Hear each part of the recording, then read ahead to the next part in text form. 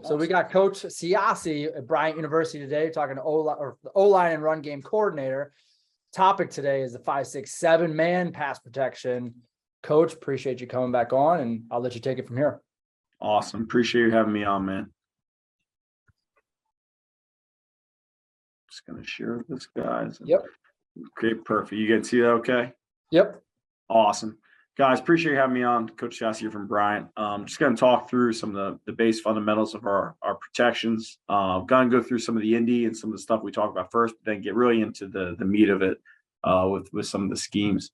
When we talk protections and pass blocking, the first thing that we talk about is our set. You know, obviously each type of protection, each different, whether it's 5-man, 6-man, 7-man, whether it's quick game, drop back. We talk about having a different type of set, and then that's the speed out of your stance. We always want to teach leverage, understanding where you are in relation to the defender. With our hands, when we talk about hand placement, we want to carry our hands. We say low and ready to strike. We talk about having them just below the breastplate, and then reaction, change direction, and then finish. Okay, sacks happen. Okay, we preach that, you know, again, there's never a excuse for it. There's always a reason why you got beat. But we always talk about having a pride piece with that. And then just knowing the why. Why is the defense aligning a certain way, and what does that mean for us as a unit? When we talk about the stance, we want to talk about a few different things. One is always the eyes up. We want to scan the safeties, and we'll get more into that, into the scheme part of the protection. We want to have a nice loose stagger. Everyone is different. Your 6'7" guy and your 6-foot guy are totally different in terms of like how long they are, their base. So we're always kind of talking about having a nice heel to toe relationship. Again, some guys will be different. We want to have our feet rooted in the ground. We want to have all of our cleats in the ground. We don't want to have a toe in the ground, the heel up. And again, the hands carried low. And then when we're in our actual stance, we talk about having them in a relaxed position. So like, again, are they ready to attack? You know, and so like, I like the picture on the left here of 77. Again, his hands are relaxed, his eyes are up. He's in a good position. The guy on the left, too much on the right, hit too much of his body lean is over on that knee. And just a couple more pictures. Again, you can kind of see here again with Andrew, his hands are in a nice relaxed position. His eyes are up. He's got good bend in his knees. Okay, he's got his full feet in the ground. He's on the insteps of his feet, and he's ready to go. Whereas you look at Nolan here, like his stance is too wide. He's hunched way too far over. His elbows are out. You know, again, like seems to be a little bit tighter. Not really a fan of that position. And then with the interior guys, it's kind of the same thing. Again, eyes up, hands in attack position. My feet are rooted in the ground. Again, with the interior guys, what we kind of tell those guys is because the contact will happen a little bit quicker. You're talking, you know, much shorter of a set compared to a tackle. A lot of times I'll tell those guys, I'll encourage them to have their hands more up here, ready to go engaged rather than like relaxed on the thigh boards and the knees. And then you look at this picture here, again, just a little bit too much lean forward. Playing long, when we talk about fundamentals of pass pro, the first thing I always do with those guys first day is I have them all lined up and stand out just like this. Put your hands straight out and try to reach the guy next to you. And what I tell them is, okay, how long are your arms? I'll walk up to each guy and do this, and I'll try to touch them, you know, their shoulders, like just like when they're extended. And I'll have them put both hands out, and then I'll have them put one hand out. And what I always tell them is this. You want to maximize your length in pass pro. You're more powerful with two, but you're longer with one. And so you need to know the situation of when to use both, which we'll get into that in a second. When we talk about our hand combat, we want to take the fight to them. It's important for us to know when do we want to jump set, when do we want a quick set, when do we vertical set, and then the mentality of holding space, which we'll kind of get into a little bit more of that when we talk through the actual scheme. And then when to use your single punch versus double punch. When is that time? And so very simply, this is a great example here of the left tackle of Michael and Draco. What we tell our guys to keep it as simple as possible. If their shoulders are pointed to you, which you'll see here right here, it's time to use two. So like with Mike here, his shoulders are pointing to him. Mike braces off of this foot. does a good job punching with both hands. He's using his power to match his power, does a good job shutting that down. Same thing here with the left guard with Big Carlos. Again, if they give you their chest, if they show you their shoulders pointed at you, that's when you want to double punch. When they're not pointed at you, when they're not trying to rush down your midline, this is a good look at him, just short setting, good pick up, good job throwing both hands. Great job on that. And then the single punch, it's a good example, a couple examples here of the left tackle here, Andrew, is okay, maybe I'm going against a guy who I'm way longer than. I can reach him right now, so I want to give a quick jab to try to stop him. So like Andrew here throws his left hand, does a good job with the jab, and then brings his right hand late. Again, just kind of using his length against a guy who doesn't have a whole lot of length. And then same thing here with both tackles here. Again, both these DNs are doing a good job of initially rushing speed. So when you look at both tackles, like 73 here, I can reach him with one, and I'm longer with one hand than I am with two. So let me use that, because nothing about both these DNs' demeanor is suggesting power. Let me engage them with one quicker. And then when we talk about the aim point of that, our aiming point with our near hand, so with Andrew here, the left tackle, is I want to aim for that far pec armpit area. If I go down his midline or the near side of his body and he swipes and takes that away from me, now my far hand, my inside hand, I don't have the ability to use it. So it's so important that from a mindset, when we go independent hands, or even when we go double punch, that your near hand to that defender has to strike to that far armpit pec area. Because now as they go to defeat it, your inside hand can now be used. So this is a good job of both these guys, again, going single, going independent hands. Just kind of talk through this stuff quick so we can get to the scheme stuff. But when we talk about pass pro fundamentals in the offseason focus, it always starts again right here, guys, stance. It's the first thing we'll just do constantly. Just get them down the stance, bending. I'll look at each individual guy and their corrective issues, what they need to work on from the year. We talk about body demeanor. We'll work our drive catch. We'll look at each guy and say, okay, how much is their upper body tied to the lower body? A big thing for me is like your upper body should be independent of the lower body. So like as I kick and redirect, I really I'm against like the guys that lean opposite. You're making yourself shorter and you can't touch the guy and you're really tying yourself to it. Your upper body again should be independent. It should be able to engage regardless of how you're moving. And then eye discipline, understanding where we're trying to hit with our hands, understanding what to read in the defender, not getting caught with the head fakes, reading the core of the body, which is going to tell you way more. And the hands are the last thing in the offseason that we work on. In season, we have less time to do as much indie. So we will work redirection. We're going to work a lot of hand combat. We're going to work a lot of blitz, twist looks. And we're still working indie work, but we're also transitioning a lot more to unit work, twist pickup, blitz protection, pickup with the running backs and quarterbacks, which we do twice a week. And then just some of the drills, guys, that we do very briefly with the O-line in pass pro, simple twist pickup work. So pods. When we talk about twist pickup, it's very simple.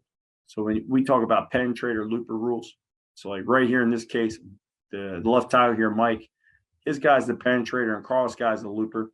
I like practicing this scenario. It's really easy to line up 3-5 guys because that's like you're on the same side of the protection. It's very easy to work that. I try to do as much of this situation as possible where it's like a 2-eye and then a DN, because this is like the worst case scenario on the backside of your slide side or zone side protection, no matter how you call it. When we talk about the twist pickup, the guy who is penetrating, it is your job to stay on him as long as possible and not to come off until you feel two things. One, you physically feel the looper, the guy who's looping it. It's that old lineman's job to knock off the penetrator. He's got to physically come down, bump you off, and then we also do verbal as well. So we will say, bump, bump, bump. We'll yell that. But there has to be a physical component of this. What you'll find is the more experienced guys are next to each other, the more that they will start to kind of cheat this. And there's advantages to that. They play next to each other for a long time. They're able to figure it out. The negatives of it is you start kind of getting into a habit where teams that are a little bit more elaborate in their stunts will hurt you. So it's really important, again, the physical, coming and physically hitting him off, but also yelling the verbal bump, bump, bump. So again, if my guy's looping like 71, it's my job to knock 76 off. Again, we like kind of working this scenario. We'll work all scenarios. We'll work 0-5, 0-3-5, 2-5, 0-4. We'll work every technique. This is a good look from this spring of the left guard here. This would be an example of, this was an in call. So this was protection to the right with a point over here. He's in. This guy is manned up. So right now, as he's going in, again, my job is to stay with this penetrator right now as the guy who's on the man side of the protection until I physically feel him come bump me off. So this is a good job again. Like to see his get his head out. One of the reasons why I like doing this, again, initially without the helmets, is it kind of teaches them how to use their hands, play a little bit longer. And we can slow it down, kind of control the situation. A couple of good and bad examples, because I like showing both. This is a bad example over here and a good example over here on the right. So when you look at, or excuse me, on our right, their left. So when you look at the left side of the offensive line, this is a good example, again, of the penetrators going, the guy's looping. This left tackle immediately, when he sees this guy looping inside, tracks his eye, starts yelling bump, bump, bump. And this is an example of these guys kind of cheating it. So like, he's coming down. I like to see his guard come here. Center does a great job slowing this down, closing this off. The only thing I would tell these guys a little bit differently is, again, tell the tackle to come really post down. Like, he's kind of cheating this because, again, these guys have played next to each other quite a bit. So he's doing a great job of the drag hand collecting this. Center's doing a great job closing this. When you look at the right side here, this is an example of two guys, again, not really moving their feet, kind of getting too caught on different levels with each other. And again, whose job is the penetrator, the tackle? He needs to stay on this and do a much better job. Good look here again on the right side, and a good look on the left side. So this is an example again where this is zone side of the protection is over here. We have an inside point here to the right. The left guard and the left tackle are manned up. So again, when you look at this, this is an example of the three technique is the penetrator. So the guard is going to stay on this until the tackle comes and knocks him down. Tackle is tracking this. His guy loops. Immediately as he starts to come down, he's screaming bump, bump, bump. And then he's physically coming down and giving him a shot with his arm or forearm. Try and knock him off quicker. A lot easier when you have the center, obviously, to the side. Good look here of the left tackle. His guy's looping. Immediately, you see the eyes by Mike here. He's screaming right out, bump, bump, bump. And then he's physically coming down to let Carlos know here, okay, my left guard, that, hey, I'm right here, go, and you can take this. So this one's not as clean, but this is actually a pretty good job. Again, they wash it by, give the quarterback time to throw the ball. Really good job. Same thing here at the left side of the offensive line. So this is an example, again, of an inside point protection. The guard is part of the zone, what we call zone side, what most guys would call slide side. I'm kind of talk about that more when we get to the scheme. Tackle is manned up here. So the guard is being patient because we don't want to overset it too high and give him a short B gap. So again, this is an example of he's here. His guy's the looper. So immediately he starts screaming bump. And then again, with the 2-eye being the worst case scenario, coaching point for them is as they come back, you want to start working a little bit more vertical back rather than try to track it on the line of scrimmage, because that's really how you get picked versus 2-eye. This is great pace by the left tackle. This is great, again, inside hand by the left tackle. We call our catch hand. Good job by those guys picking this up. Do a couple more examples of this, and I'll get to the next point in the slide. Again, this is 5 downs. These guys probably made a Bob call, so big on big. So they're blocking these 5. The back will have most dangerous off of that. So again, when you look at these guys, this is a little bit different. Because of the nature of being 5 down, we're all going to molly back and just be a little bit more square. And again, it's a little bit less twist pickup rules and more, again, just kind of understanding where we're at. But again, when you look at the right tackle, immediately he sets, his guy loops, he's screaming bump, comes down. And this is an example of 2 guys that just played a lot of football next to each other, kind of understanding and cheating this a little bit. I like to see him physically hit him before Mike comes off. And I think, again, that you can get away with that when you have guys that are experienced, have played a lot of football together. but you need to coach this. So like when I went back and watched this from this offseason, because this clip is from 2021, first thing I said to myself was like, okay, we really need to work the physical component of this more. And that was something that we spent a lot of time in going into this season with. So again, talking about the types of combat, we kind of touched on this earlier. When we pass set, it's so important to understand when we want a vertical set. So we break down our pass pro and our indie into these different types of sets. So we talk about having a vertical set, our angle set, a jump set, and a quick set. And with the quick set, there's three main components of it. We'll talk about when we want to set right now on a guy and use a single or double punch, more double inside, and tackles, again, kind of it changes up a little bit with the independent hands based on the alignment defender. When we want to chop down, are we going against a guy who's going power, or do we want to snatch, which is something, again, that is a really good tool for us.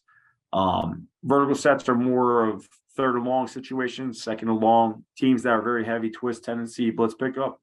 Angle sets are just initial good 45-degree sets that we'll do when we're going against a guy who, again, we're worried about his speed, but we also are in a mindset we want to take away his ability just to beat us to a spot. We don't want a vertical set against him. Maybe he's really good, has really good power, and we know if we vertical set too much, he's just going to get us really deep and then try to put us in the quarterback. We want to take that away from him, or maybe we just want to use it as a changeup. So kind of how we drill it, again, our set progression is we'll do this every day in pre-practice, and some of these are from early in spring, so it's not going to be very clean. But you'll see we'll work our initial jump set where we're just going to take 2 steps. So when you look at 77 here, he needs to go more at this. 75 is doing a decent job with the feet. Again, but he needs to get his hat more on this via the neck. I like to see this hand just be a little bit lower in that gut. But we're just going to try to get on these guys right now and make them think it's like our type of inside zone. We're scooting off the ball at them. Then we will work our quick set where we're going to just take a quick initial set. Again, the double punch is more of an interior thing. If it's a tackle deal, it depends on his alignment. We will definitely do double punch if we feel like we can get on him right now. If it's a guy who's going to counter outside, we'll talk about having independent hands with it. Or we're just going to, again, take the fight to him right now in our quick game. Then we'll work our angle set. So this is just, again, just a base set for us versus a base DN. Okay, maybe I'm expecting him to be a speed to power guy, so I'm just going to beat him to an angle and try to take away his ability to go speed rush, or I'm going to make him go power and then I'm going to sit down versus him. Again, just having a mindset. So when you look at this picture, this is a good initial set, good drive off the inside foot, good catch. Negative here, I would say to Anthony is his head is following the punch. Like he's never locking out this punch here. I like to see him lock this out. And then lastly, we'll work a vertical set. So I like to see him just be a little more vertical, but we're going to work to get to a spot.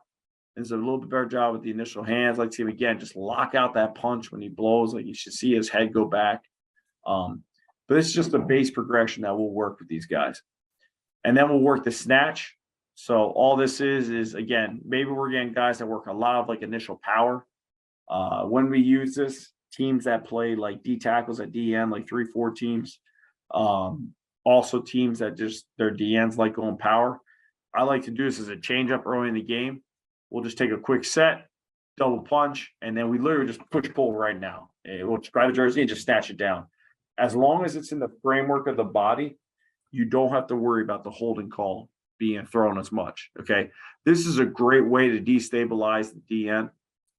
It's also a great way to I like what I tell my tackles and the O-line in general is you want early in the game to give them as many different types of sets and hand combat as possible. And you can cheat this by doing this during quick game. You can cheat this during 1st and 10 pass pro when they're not sure if you're going to run block or not. Because now the rest of the game, these guys are all they're going to be thinking of is like, okay, well, like, man, I got snatched and thrown to the ground right away.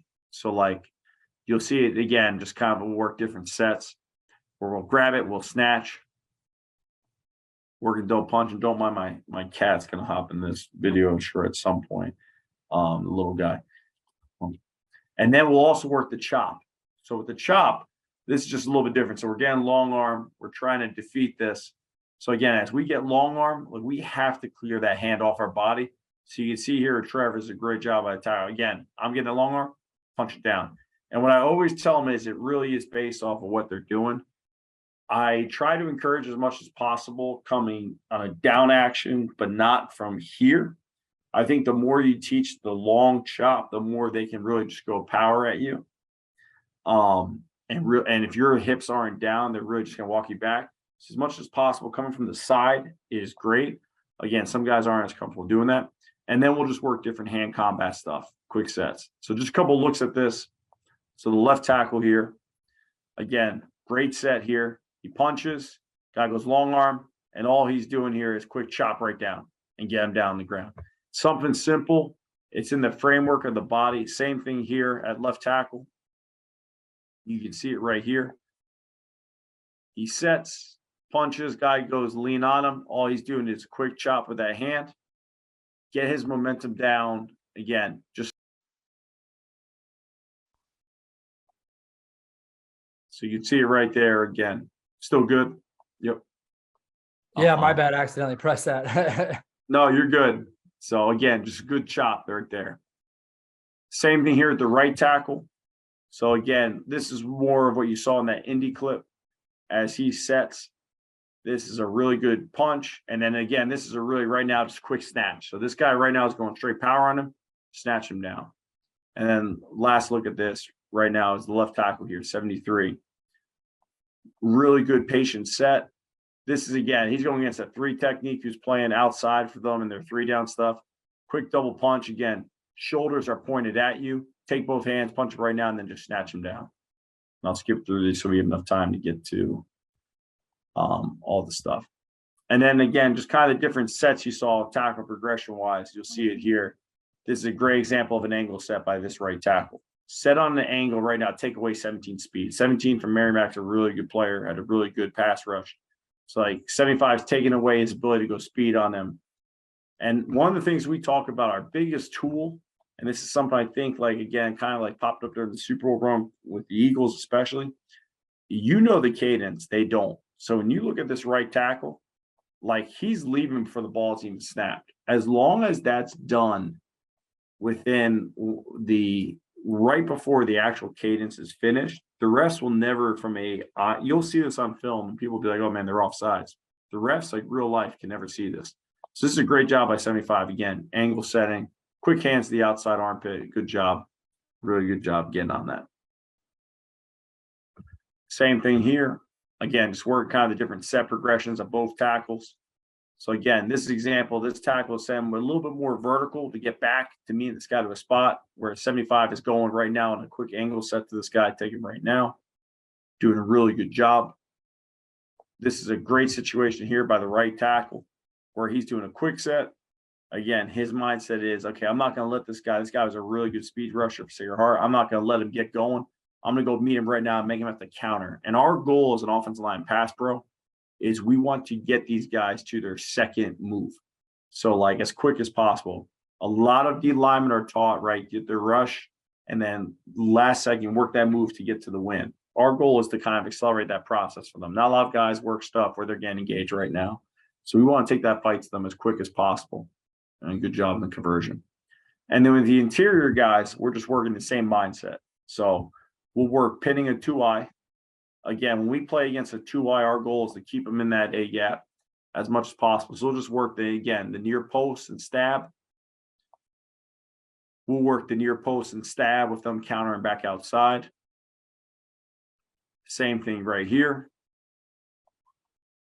And then you'll see it again when we're in the zone side of the protection, just trying to keep them pinned inside. We want to make this A gap and seal them inside. And again, we want to deny them that soft B gap. One of the big coaching points I realized when I was coaching, when I was younger, was I used to tell these guys, be aggressive right now, right? Quickest path to the quarterback is the A gap. But the problem when you do that is these guys are good counters. You just turn that A gap and you crush it down. Now there's this huge hole now where this guy can counter and get to the quarterback. You want to keep this guy as much as possible in the A gap. So this is a good look here by the guard. Patient post, punch down, keep him in the A gap. What's up, bud? Same look here at the right guard, 78. Post him down, just keeping this guy pinned inside. So again, it's patient. Again, if he goes A, just keep him washing there. Good job, counter. Keep him in there. Same thing by this left guard.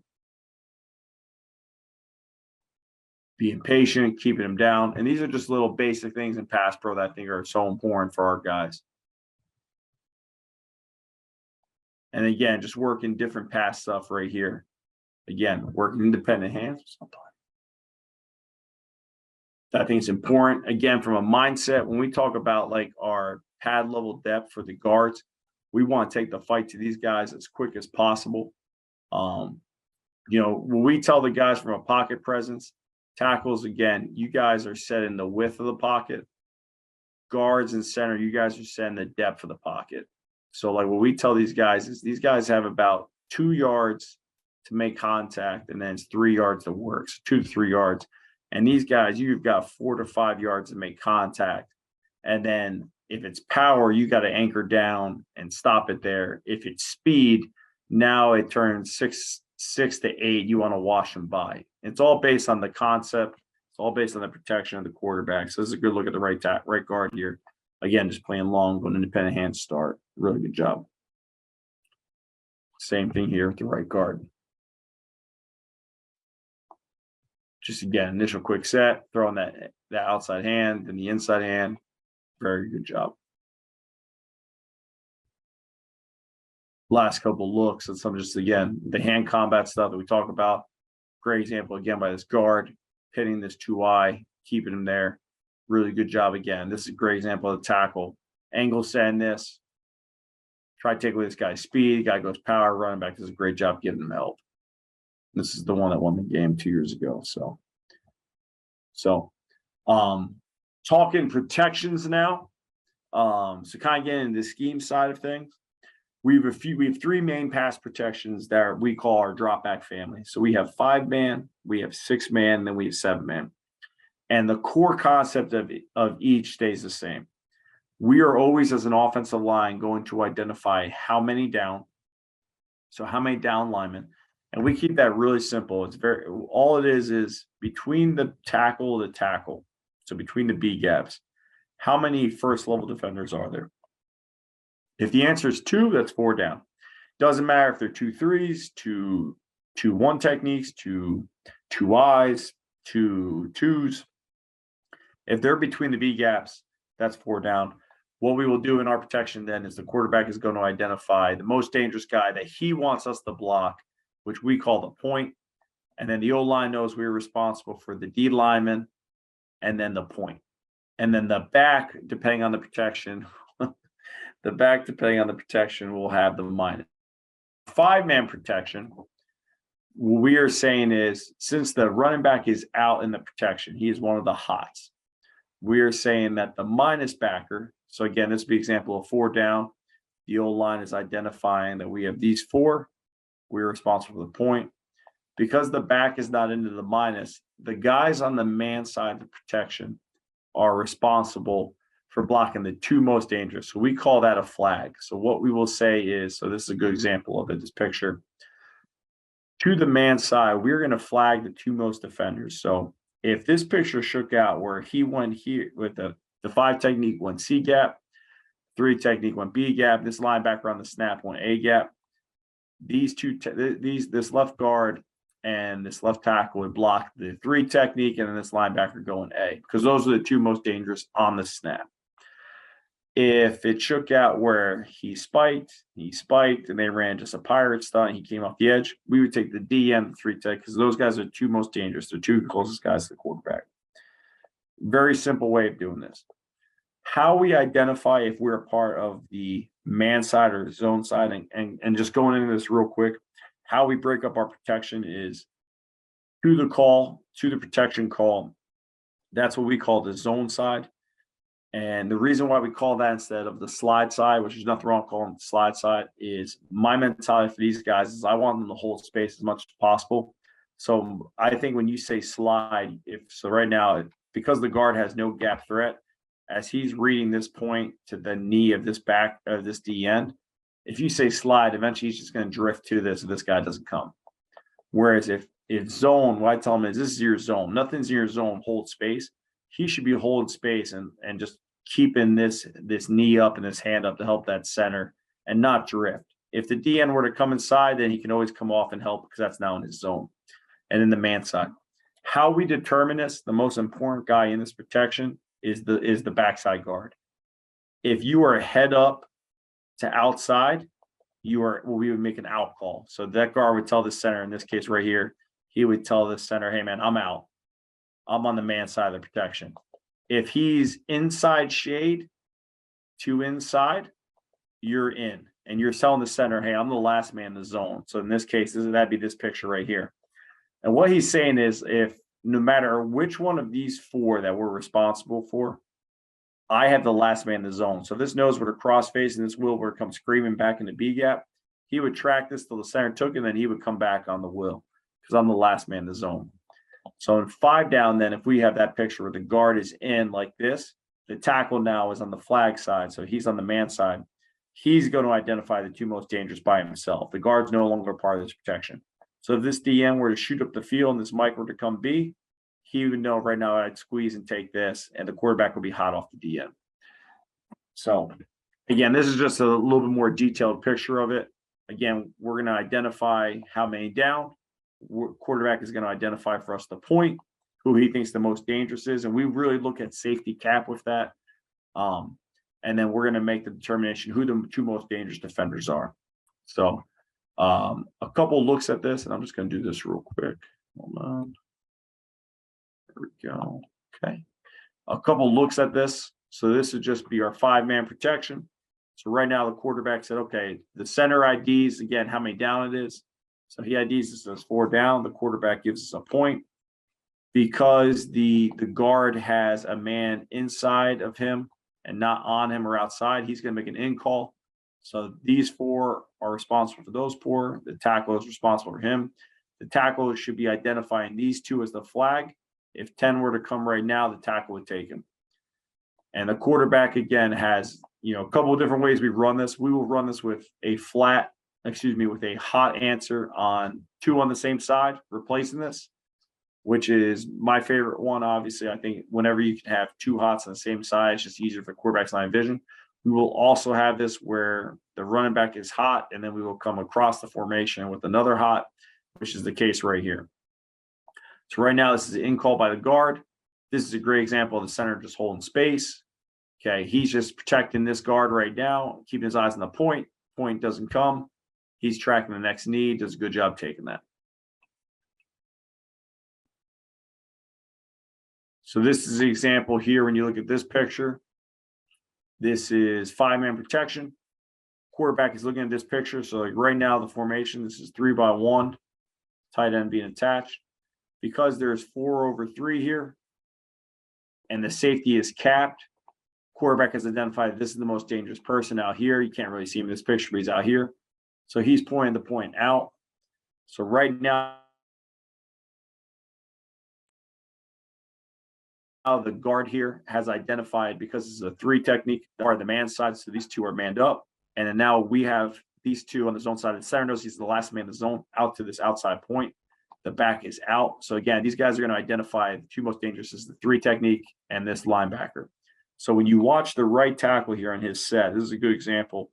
He's initially peeking this, and what we tell him is, if this guy doesn't come right now, then you're blocking the DN. So if it's not immediate that you see this is happening, you're going to block the DN. And the initial set of these guys should be a little bit more vertical. So this is a good job here by both these guys. He set back, gets his eyes back to the DN. Good job by these guys. Again, like you look at the left guard, he sets, holds space for a little bit longer, try to help the center. Good example of independent hands by left tackle. Really good job there.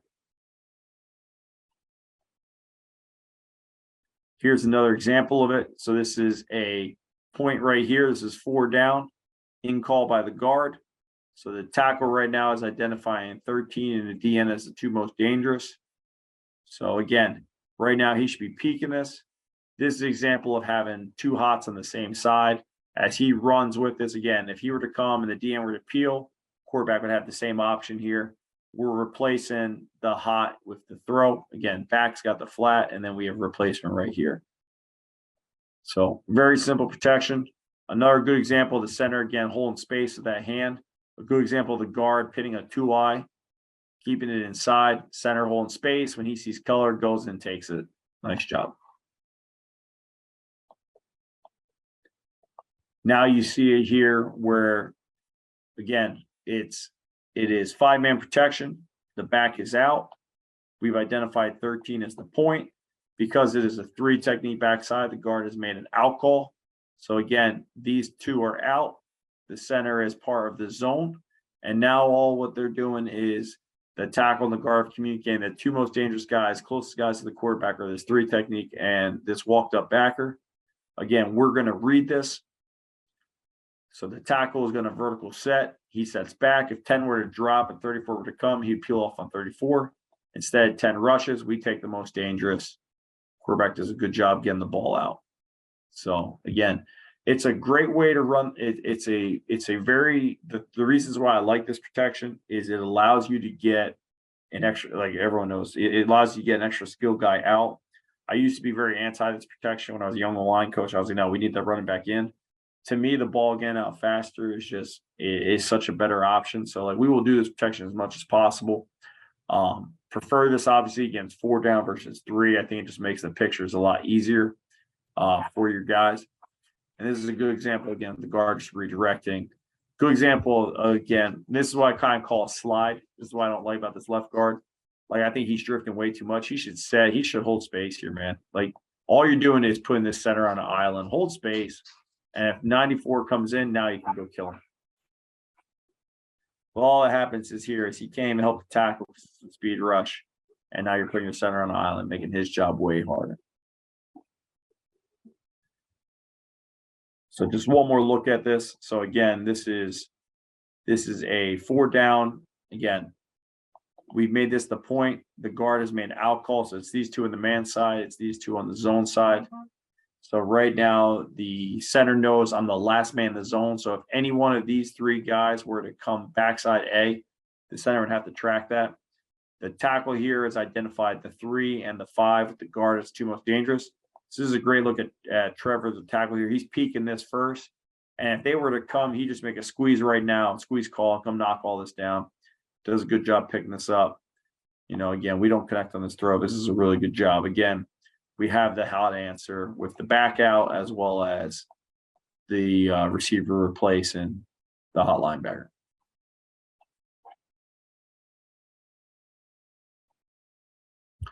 One last look at it. So this is one more example, again, where we took the point outside. Again, changing it up with the back. You don't always want the back on the same path. You need to change up your backfield location. It's so important so teams can't get a tendency. So this was an outside point. This was an in call by the guard. So it's us 4 for these 4. The tackle is now manned up, but he's flagging the 2 most dangerous. So you can see his eyes right in here on inside. So he's going to set back. They do a scrape blitz where he pinches inside. He does a good job. Again, he kind of poor technique, but does a good job staying on this.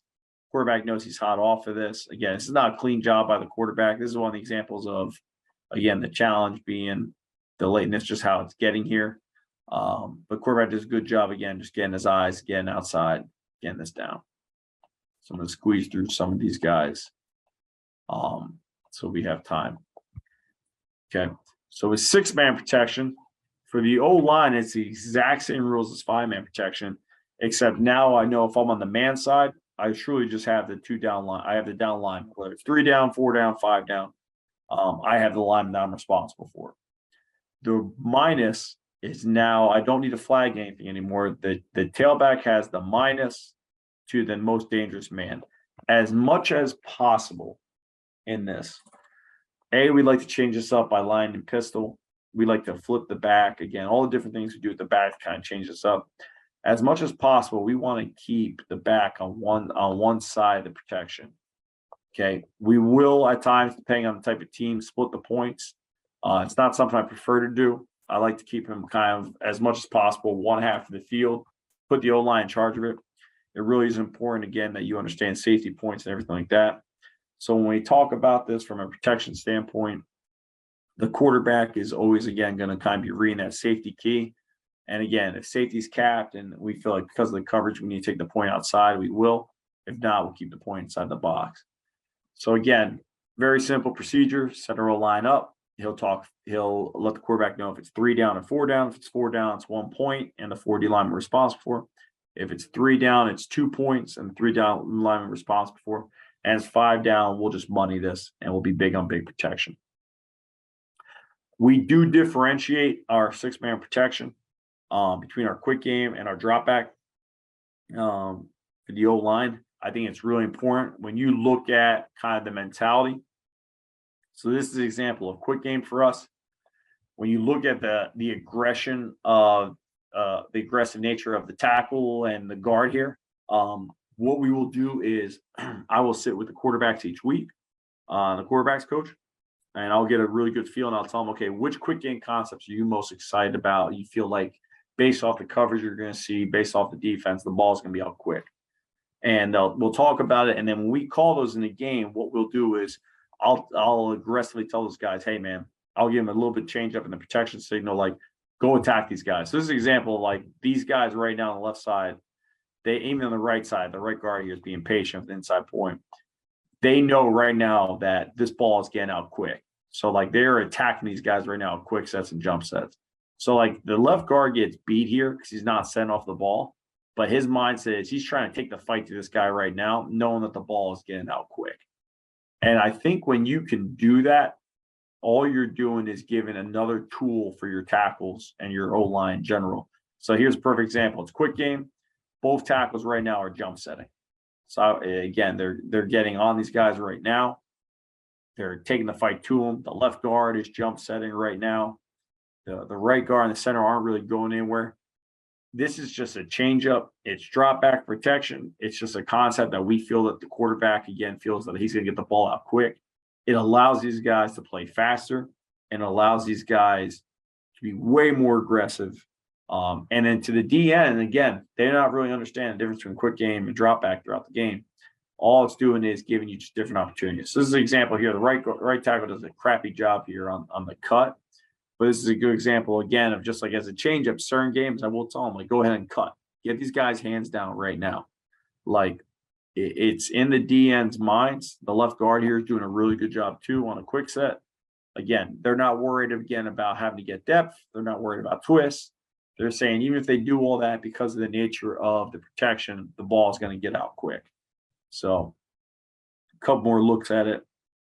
So again, you kind of see this is quick game again. So again, like everyone's kind of just mind off the ball. No one's really getting deep. The guard's being patient. Again, what we tell the quarterback with this is you cannot take a sack. So like if for whatever reason the ball's up there, you throw it away, or you have to get the ball out. In this case right here, Zebby does a great job with it.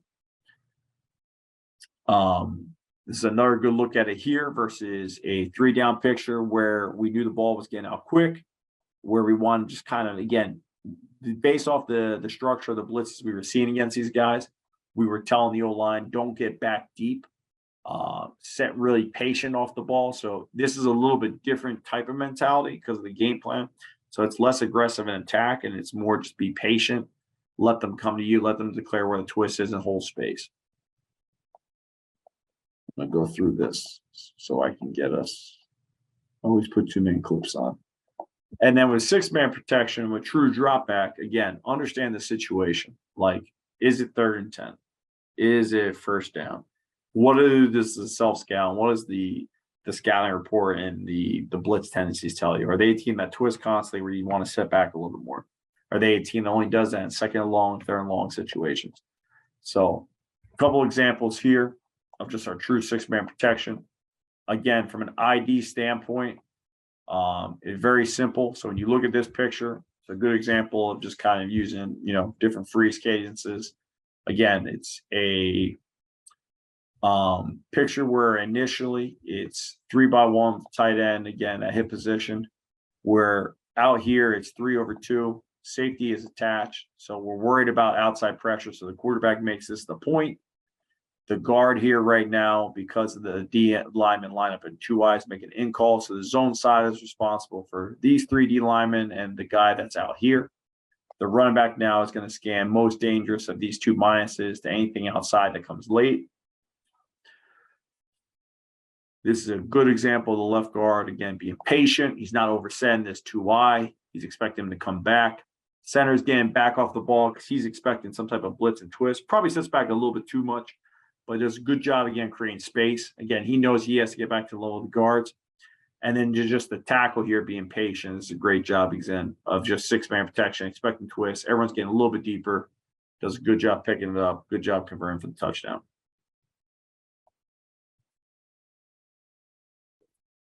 Same thing here. This is an inside point. So again, just good patience, good demeanor. This is an out call by the guard. Tackle, this is the man side. The back is scanning most dangerous over here. Inside point. So the center is being patient. He's reading this triangle of need a backer. That's what we talk about, having that triangle. That knee goes away. I should slow down and come collect this. He could slow down even more. As this point drops, I like to see him just come back a little bit more. Same thing as the tackle here. As the DN drops, come back. The sooner we can stop this side from getting pulled down, the better we'll be. And it's a good job again by the back, just kind of tracking this. Again, great conversion, great catch. Six-man protection again. So this is a middle point. So the center's just going to be patient. He's going to get back. Again, understand the situation. So like right here, again, this may have been a matchup thing where, again, like 97 was a really good player for those guys. He was big into power. So like even in true drop back protection on certain downs, we were trying to take the fight to him right now to stop him from getting into power stuff, to stop from getting speed to power. So again, those are just good change-ups that you can do as well. Same with the left tackle here, just kind of taking a very patient set, really good use of the independent hands. So this is an example, again, of a 3-down picture with a 2 middle point. So again, these guys were doing a whole lot of blitzing, a whole lot of change-ups. So this turns into, from a 2 middle, they kick it now, right now. Again, and this is the benefit of going fast with our cadence, kind of getting line up quick. This went from a 2 middle to a 5 down. So this became a big on big situation. So right now we're all going to molly back. So this is a good example of us just kind of sending back patient, being patient, being patient, being patient. We get hit here, but again, we're kind of allowing ourselves to kind of sort this stuff out. Quarterback does a good job getting the ball out. We got to convert this. But again, not chasing this stuff, just being patient and tracking this. Same thing here. They went from a 3-down picture with a 2 right point to 4 down. When teams do this, again, our mentality doesn't change. This went from us being responsible for these 3 down and this point and this point. Again, they kick it down to 4 down. All we do now is, again, just simple, quick redirect, recommunication, make a quick out call, identify, hey, now it's turned into 4 down. We're responsible for this. Again, everyone's doing a good job, just kind of send back, being patient. Really good job again with the throw and the conversion. So with 6-man protection, again, it's the same as 5-man. It's so important that we just kind of talk about, again, who's responsible for who. Am I in or out from that guard position? It's so important that we communicate that. And again, just being patient, like understanding when to set deep, when not to. This is a great example of twist pickup here by the right side. Good job by those guys send back. I'm going to go a little fast now, guys, because I know we're running out of time and I want to get to the 7-man stuff.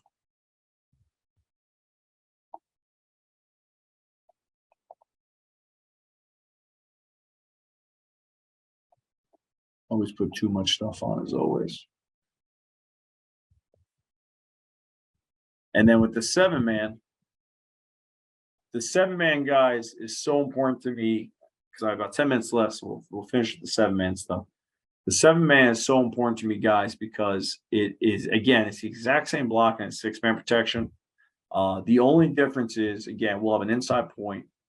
The back is still responsible for minus the most dangerous. It is chip protection for us. So the rules for the O-line are exactly the same. There's a zone side and a man side. The guard is responsible for determining that. But the fullback is going to have the plus, so the most dangerous outside. Again, the back's got the minus. And all we're going to do is we're just going to take a couple steps, and then if we can, we're going to slam this. And what we tell the fullback, so the O-line to the zone side always anticipates that they're going to get help here.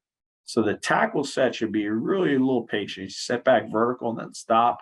anticipate this getting slammed. If he converts outside, then I just continue my set. The running back, what we tell him is he's reading the tackles block. So if no threat comes to the man side, if the guy goes outside, he's going to slam it back on his way out to the flat. If he goes inside, I'm going to just check for any twist and then get out. It's the same thing here at the fullback. If there's any type of twist, he's going to step for a second, just hinge back, see if I can hit anything, and then go out. If the outside backer, excuse me, sorry about that, guys. If the outside backer were to come, he would disengage and take that right now. I love this protection. I think it is a awesome way early in a football game to set the tone against D linemen. So this is an example of early in the game. We did this out 20 personnel.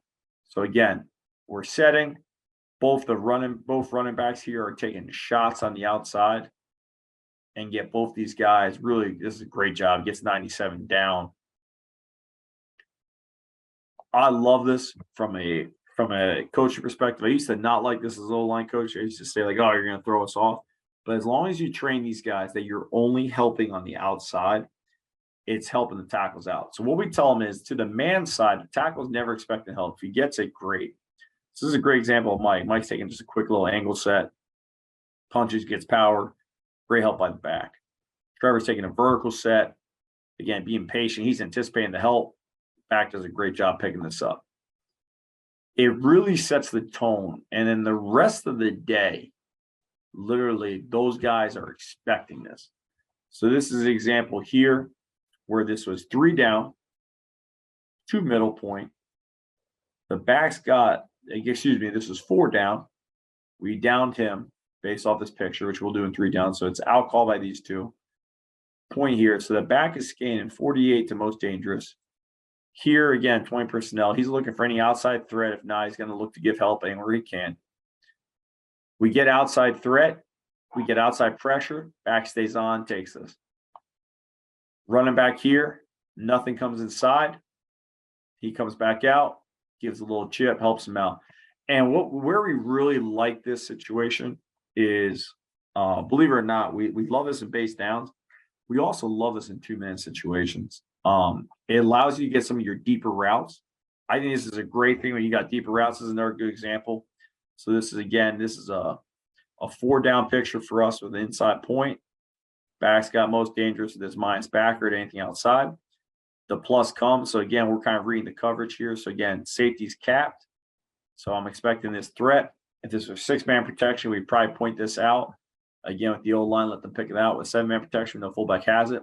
So fullback's thinking chip. They bring pressure. He stays in the protection, picks us up. And all this is doing is allowing us to get a deeper concept, allowing us to throw, convert. Great job converting here. Big touchdown. So it gives you more time with your deeper concepts. It firms up your protection. And it really does slow down the DNs. So again, nothing changes from a point perspective for our guys. So again, for us, these two are on the man side. These guys are on the zone. He's got the plus. Back has the minus, the most dangerous. And it just kind of firms up the protection. And again, it sets the tone for the DNs where these guys are expecting again. So this is a 2-minute situation game. We won. We kicked the game-winning field goal, no time left.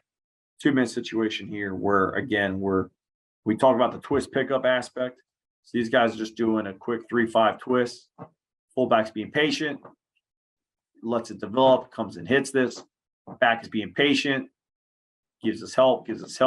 We don't pick this up clean inside, but this allows our deeper concept to kind of open up in a 2-minute, allows us to get in a position to kick the game-winning field goal. So I think it's awesome.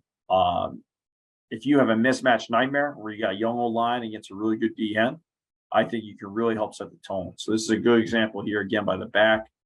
And now the rest of the game, these DNs are thinking this. They're expecting to get hit. It naturally tightens them down. So this is a great job by the back. Again, he crushes this guy. Really gives us time to throw the deep ball, convert this. And kind of, finishing up, kind of a couple more clips of this. What it does, I want you to watch the right tackle here, is this. So again, this DN sees this about to happen. What does he do? He stops rushing. Literally, he's trying to avoid this. And he starts to go inside. again, it just gives you time. It gives you the ability to help your tackles against guys. I love this against guys that want to line up in like wide techniques early in the game, because if they stay outside of this, great. Your tackle just washes down. He'll wash this out of the pocket. But it really does help your guys tremendously. It really does. So this is just another example. So again, watch one here. So he's a wide end. He was a heck of a player. This is a good example of tackle on the man side. The back's going to give him help. One just slows down, gives our quarterback time to complete this deep crosser, which has given us the ability, again, to put ourselves in a position to try to win a game. So it slows down the rush here. You can see it here at the end.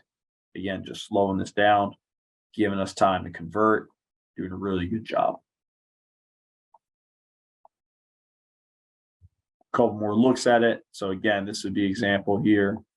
This is chip protection to the right. Again, we changed the back path. We're bringing back across.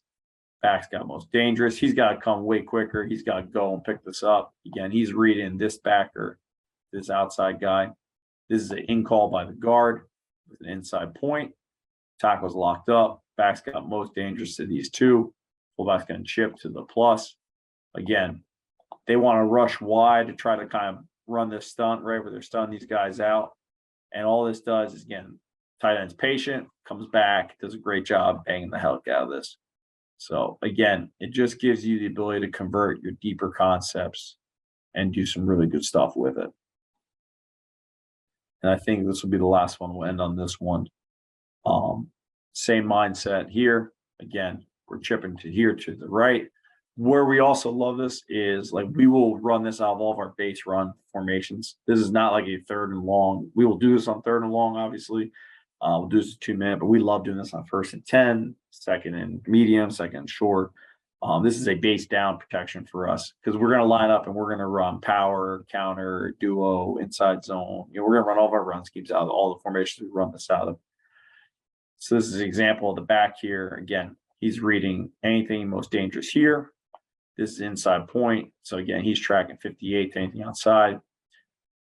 Full back here again, he's releasing vertical, being patient, does a good shot on the D end. In call by the guard here, so the tackle's manned up. So his mindset is, I'm not planning on getting any help from the running back. Okay, if I do, it's just bonus. Running back's only going to help if he goes outside. Gives us time. Great job at the deep cross. So really appreciate you guys. Again, coming on. This is my contact information. Our doors are always open here at Bryant University. Anything I can ever do for you guys, please let me know, and go Bulldogs.